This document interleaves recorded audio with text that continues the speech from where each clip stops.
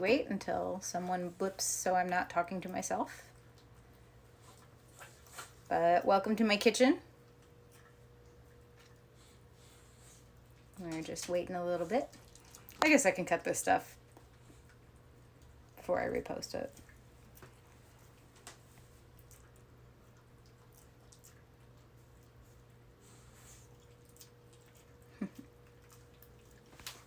Instagram is telling my followers to join. Hi, Michael. Thanks for coming. I'm just kind of wasting some time right now before people join. I'll give it like a minute and then we'll start. Hello. You are my one loyal fan right now, and I appreciate it. All right, it's been a minute, so I'm not going to waste any more time. If people want to come in, they'll come in. I'm Jen. I'm a dietitian. Welcome to my tiny kitchen. That's it. That's my tiny kitchen. It's very tiny.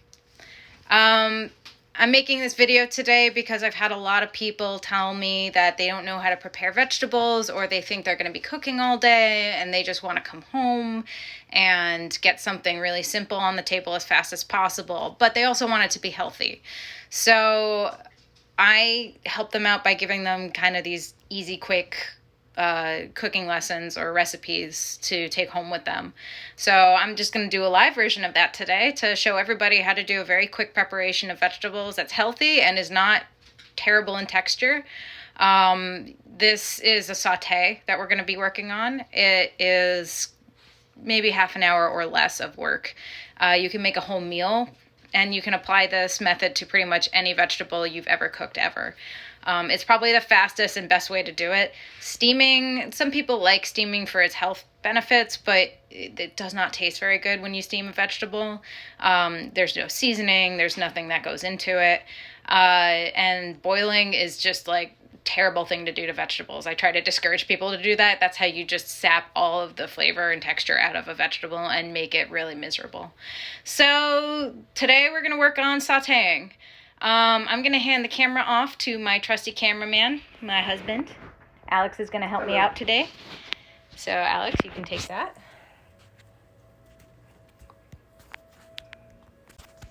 Are we on the internet? We are. Okay. So I am doing sauteed greens today. You can kind of apply this recipe to any kind of green. You can use kale, you can use spinach, collard greens, Swiss chard. You can also do this with broccoli or broccoli rabe. I've also sauteed zucchini. This makes zucchini taste really good because it's a pretty mild vegetable. Summer squash, carrots, celery, literally any vegetable can be prepared this way. My focus is on greens because greens are some of the healthiest vegetables that we have. They have a huge spectrum of important vitamins. You've got lots of B vitamins, but particularly folate, which is really important for the body. You've also got lots of iron. And greens are really like a majority part of a heart healthy diet, a brain healthy diet, for just making everything work really well in your body. So I like to prepare greens a lot. I also recommend different colored vegetables, switching it up. You don't want to eat greens every single day. That's not good because you're just getting the same vitamins that way.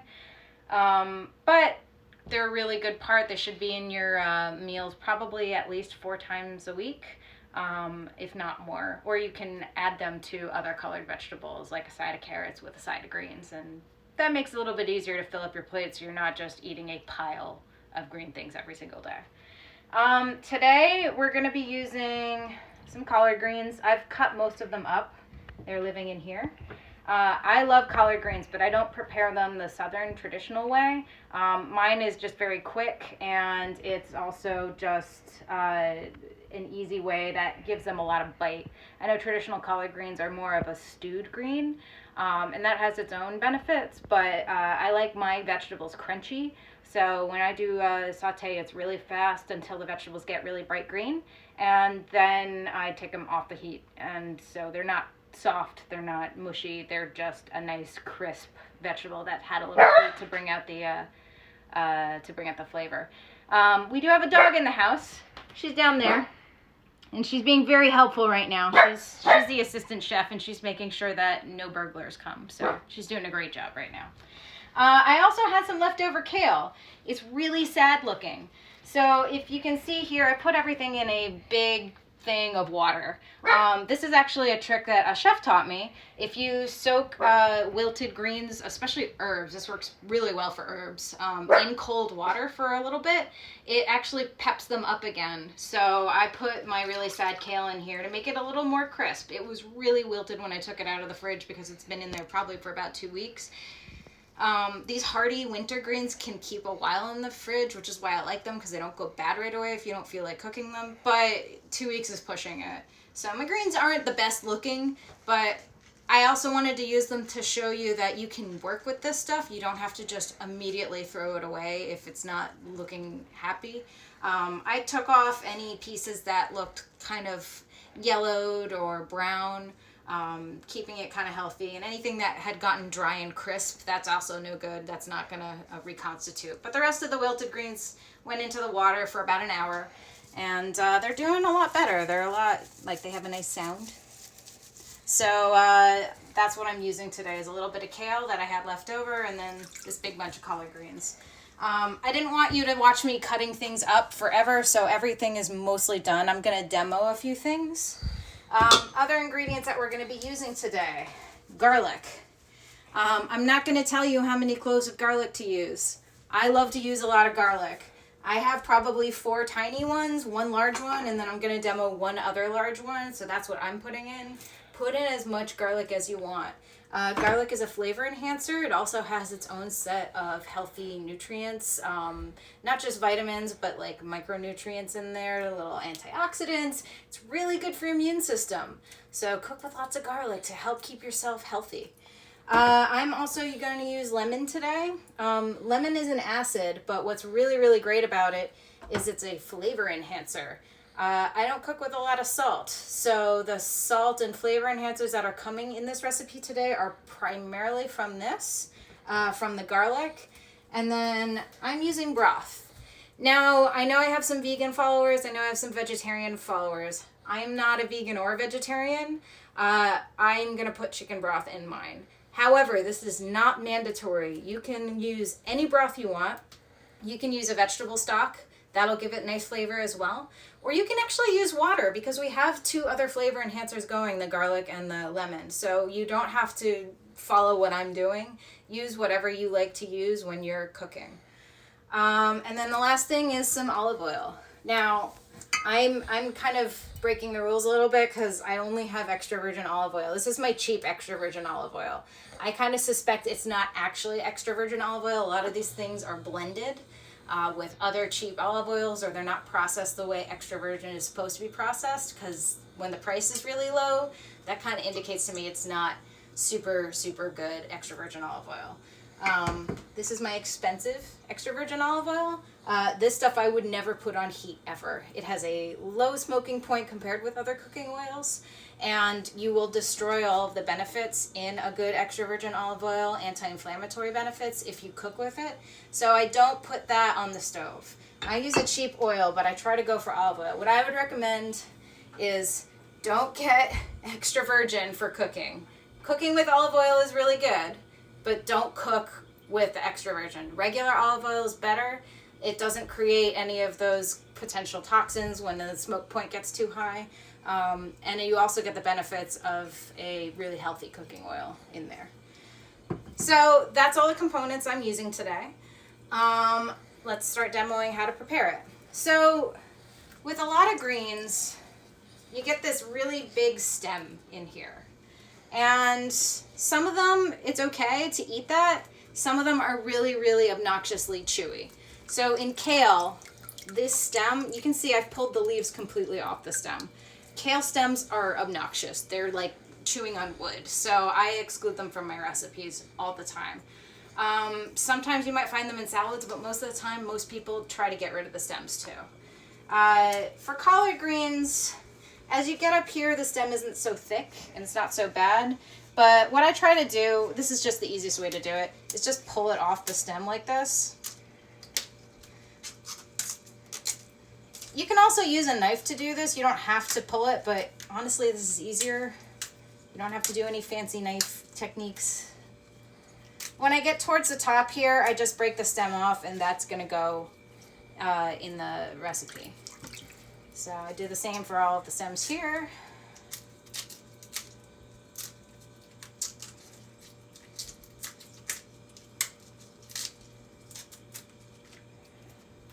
And I got one more leaf.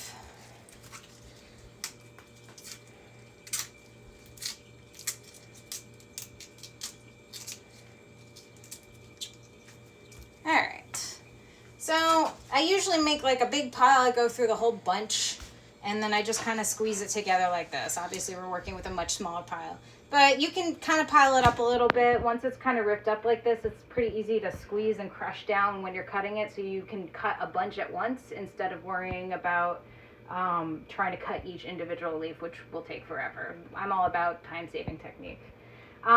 When you're cutting anything, put the knife in your dominant hand. The other hand that's holding the vegetable, I was always taught make a bear claw, which means curling your fingertips under to hold what you're cutting. That way, if you're cutting, you're not going to go for your fingertips. It's going to go right past them. Hopefully you're not cutting and not paying attention so that you get your knuckles, but it's just a good technique to always kind of curl your fingers under while you're cutting to hold things in place. So I'm not the best with knife skills. There are techniques where you can leave the front of the knife on, just slice, but I'm just doing what I can do. I'm not a professional chef, so that's my one admission here. But you're not here for professional chef advice. You're here because you need to know how to cook vegetables because it's a pain in the neck. So don't worry about your technique as long as you're being safe. Just gonna put that with the rest of the greens. So usually curly leaf kale is a lot bigger than this. I was down to my last little bit. These are all kind of clinging. There's almost no large leaf areas here. So again, easiest way forward, I'm gonna just rip off these last little pieces from the stems because I don't want the stems. Anything big, I just kind of tear in half. You don't have to make anything look pretty. You can just kind of tear little bits and pieces off, and that way it's bite-sized, but nobody's gonna notice a perfectly cut leaf. It all kind of jumbles up and shrinks when you're cooking it. So again, easy stuff. Keep it simple. That way you can get this done in half an hour or less. All right. So for anyone who's super savvy and doesn't like to throw anything away or wants to cut down on their food waste, you don't have to throw these stems away. You can actually save them. You can put them in a freezer bag and just stick them in there until you're ready to use them. But you can throw any of this good vegetable matter into a pot and add water, add garlic, add onion, or any other kind of vegetable matter you've been saving. Boil that and you can make vegetable stock. Vegetable stock is literally just bits and pieces of vegetables. This will all add vitamins and it'll add flavor to it. So you don't have to throw this all away if you don't want to. I don't have any room in my freezer right now. It is jam-packed because I have a very tiny freezer. So I'm gonna unfortunately have to throw this away. All right, so we got our greens. They're all set to go. Now it's time for cooking. So I never measure my olive oil ever. I'm not good at measuring things, but for everyone's benefit, I'm gonna measure it. Usually I like to cook in a normal size frying pan, which I've got here, with 1 to 2 tablespoons. So I've got my tablespoon measurement, got my olive oil. Okay, pour that in. And that looks like a sizable amount, just 1 tablespoon. I'm gonna add like another half just because I have a lot of greens to cook with. So I added my olive oil to a cold pan. Now we're gonna heat the olive oil up. For cooking greens, I would say keep your heat on the medium-low side. Everybody's stove is different. And I'm gonna eyeball the flame a little bit just to check on it. The reason I say that is greens, especially these thicker ones, cook very unevenly, and I'm going to go into techniques on how to make sure that you get an even cook on this.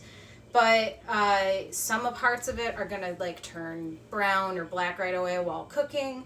Other parts are going to take forever. So I keep the heat low so it doesn't overcook too quickly.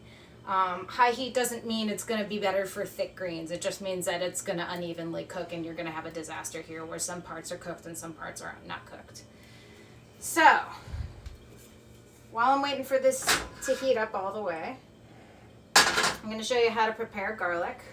So I have my garlic clove here, which I separated out from the bulb. You can sit here and peel it, but it takes a while. My favorite method is to crush it. You can actually crush it with your palm, but if you have sensitive hands, which I sometimes do, put the knife across it. Be very careful. You're not going to press down on the sharp part. You're going to just press down on the flat of the blade. And that breaks it apart. And then it comes right off much faster than sitting there and trying to pick at it with your fingers. If you have a paring knife or your only knives are very small, you can actually still do this method. You just have to, again, be careful where your hand is pressing into the blade, but it'll still work with that. You can also use the back of a wooden spoon if you have one that's nice and flat. All options. So I just cut the little root end off just to get rid of that because it's a little woody. And then I just do little slices across. You don't have to mince this garlic. I happen to like big bites of garlic, so I just do big slices. And sometimes if you want to get it a little smaller, spread the garlic out even more, you can just cut that in half like that. Just make sure everything's separated. So, applying the garlic, you can do this a couple ways. Very popular way to cook garlic is to add it to the pan and cook for a couple minutes until it starts to turn like a caramel brown. I'm not going to do that today. I'm going to add it and just let it go for about 30 seconds so that it gets a jump start on the cook, and then I'm going to immediately add my greens. The reason I'm doing this is depending on when you add the garlic, it is going to enhance how much garlic flavor you get. And again, I love my garlic, so I'm going to add this. Just let it go for a couple of seconds. This is another good reason to keep your heat on the lower side, just because you don't want the garlic to overcook by the time you're adding your greens. So I'm going to move it around a little bit, make sure it's getting in the olive oil to kind of infuse that a little bit. You can get a really nice smell going.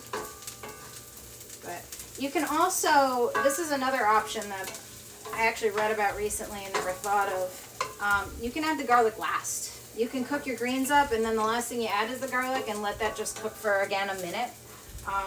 It won't saute or infuse with the oil like I'm trying to get it to do, but it's going to be a very strong garlicky flavor. If that's something you like, go for it.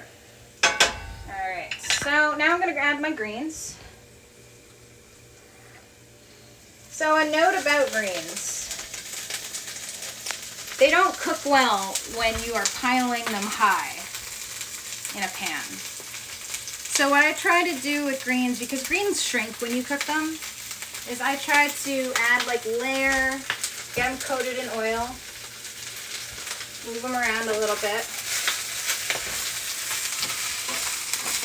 These are actually jumping around a bit, so I'm going to lower my heat. So you just get them moving in the oil, get them coated. They'll start to shrink. They'll make more room in the pan, and as soon as they start to shrink and make room, then you add more. You just keep adding them in batches. So I have a little more room. I'm just going to add a little bit more. Whoop. Put that on the floor. Alright, and I just keep coating, moving them around, throw them out of the pan, put them back in the pan. I did a deep clean of my stove before I did this, so everything that falls out, I'm very confident can just go right back in.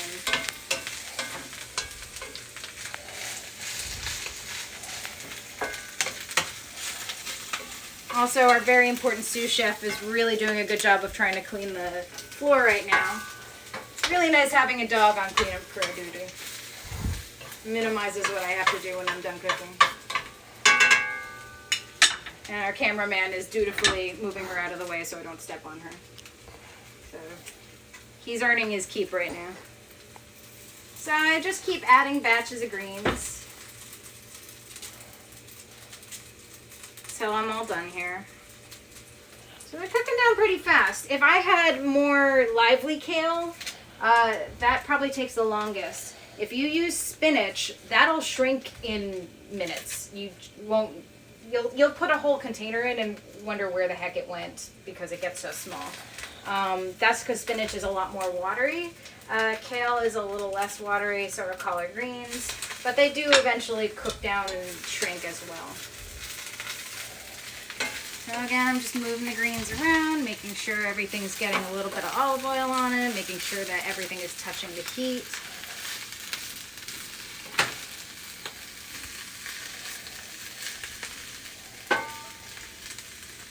Alright, I'm going to add the last batch. So everything's in the pan now that I want. So I like to cook greens for a couple minutes before I move on to the liquid phase, which we'll get to, just to start the cooking process. But even looking at this right now, you can see that some of these are cooking really quickly and getting a nice color on them. Others are being a little stubborn right now. That's just because they're tough greens. They're tough, woody leaves. They're made to sustain through the winter. Kale can actually grow in the snow sometimes. So they don't cook like spinach does, which is a more water-based summery vegetable. If you were doing this with Swiss chard or spinach, you can skip this next step. But I found that this is kind of the secret to making this a really good texture and also cooking all of the leaves evenly. I'm going to add my liquids now. So again, I don't measure, and I have never known what amount of liquid to use. I would estimate probably a quarter, so I'm going to actually grab a quarter measurement. I know liquid and dry are different, but I put my Pyrex cups elsewhere, so I'm going to just use the dry measurement of a quarter cup to start of my broth. You can do this again with water, vegetable broth, beef broth if you want to even go more meaty. Alright, that didn't seem like enough, so I'm adding another quarter. So a half cup of liquid altogether. Alright, put that down. So now I'm going to turn up the heat slightly because I've now added a liquid. The liquid is helping to keep everything from burning. Get everything kind of coated. What you are aiming for when you add your liquid is like a little bit just sitting on the bottom right now while you turn your heat up. My other liquid I'm going to add is a lemon. So acids bring out flavor. You can also use vinegar. Same deal, brings out the flavor without adding salt, which is kind of my goal because high salt diet is not good, especially when you're very stressed out. Everybody's very stressed out right now. We're trying to make this a nourishing thing that can help you without adding to anyone's problems. So I'm just going to squeeze this lemon into here, add a little bit more liquid, add flavor.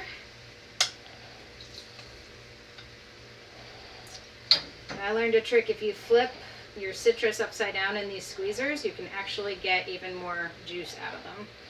Every last drop.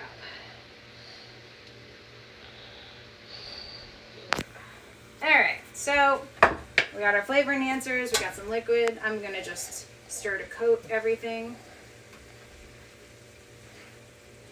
I'm super great at keeping everything in the pan.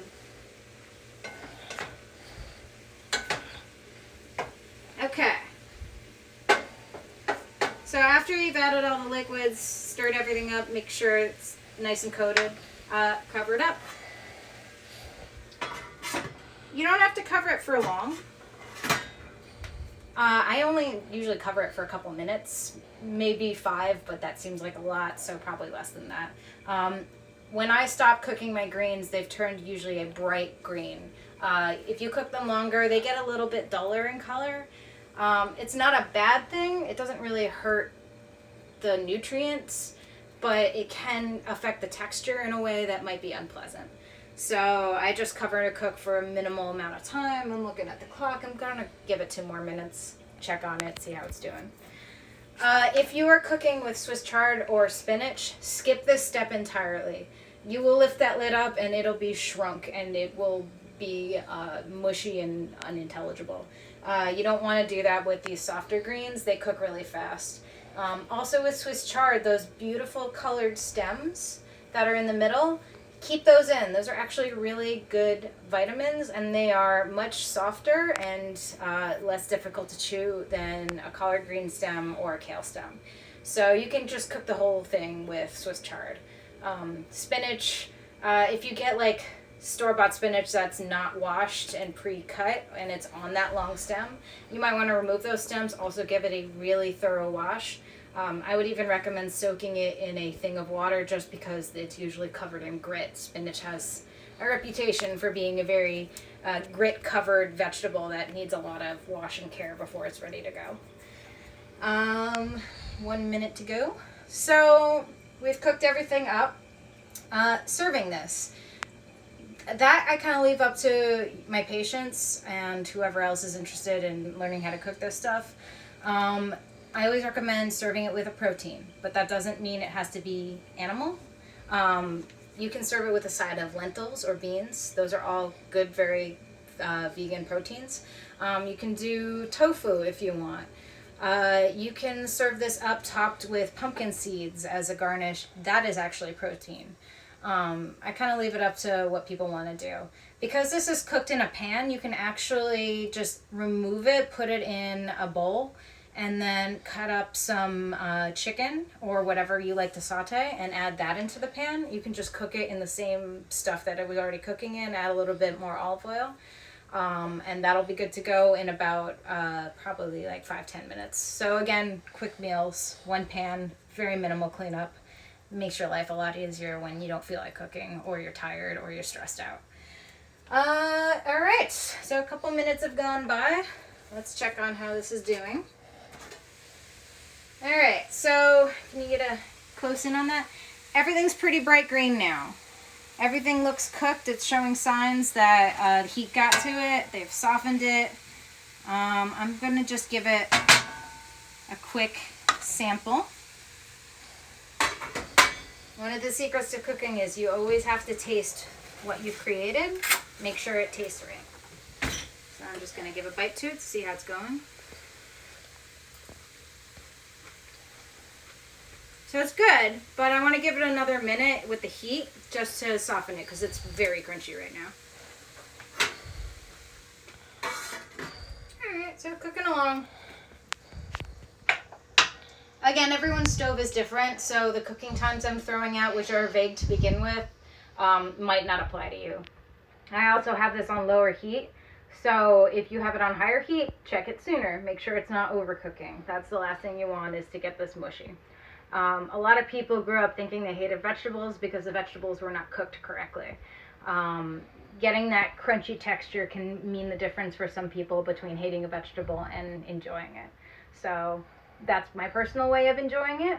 Some people might like softer vegetables. It's kind of up to you. You know you, so cook it the way you like to cook it. But I always recommend checking more often. Don't walk away from the stove and forget about it, because then you're going to have a disaster when you come back. Cooking is also about monitoring what's going on, just so you know where and what stage the recipe is at. All right. So another minute-ish has gone by. Again, this goes really fast. So things are starting to get a little bit more dulled in color. And that's usually my sign. You can see some of it's like a little bit softer green, olive green. So that's usually my sign to cut the heat. And just kind of lift it up, make sure everything's good. A little sticking to the pan. So quick trick, if anything is stuck to the pan, add a tiny bit more liquid. And then you can just kind of scrape the bottom of it. It'll come right off. It's easier than trying to scrub this with a sponge. And you can do it while the pan is still hot. I don't even have the fire on right now.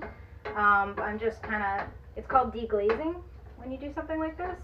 And it's a really good way to both get the tasty brown bits off the bottom of the plate, because that actually does taste very good, nice caramelization kind of flavor. Or it's called the Maillard reaction for anyone who's interested. But it also helps with the cleanup later, so you don't have to agonize over scrubbing pots and pans. You've already kind of gotten most of that off just using a little bit of liquid. All right, so that's how you saute some greens. We started around 4-ish. It is 4:27 now, so you can make an entire meal in half an hour with very minimal work. I hope you guys found this helpful, and if you have any questions, you can always message me on Instagram, or you can go to my website, jrockrd.com, to contact me or make an appointment. Enjoy the rest of your Sunday, guys, and thanks for tuning in.